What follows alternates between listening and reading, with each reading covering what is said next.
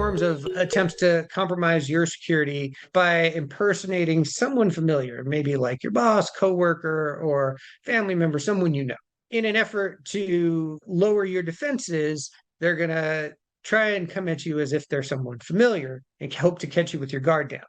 Big difference is smishing, as the name might imply, is typically done via SMS texting, and phishing is an email attempt.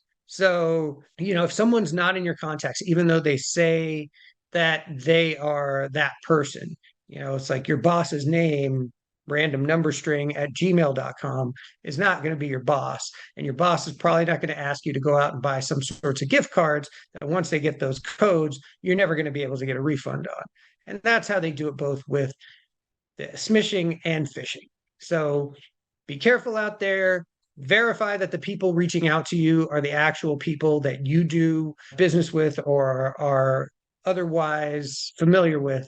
And as long as you stay careful and you verify everything out there, you should be safe from those smishing and phishing attempts.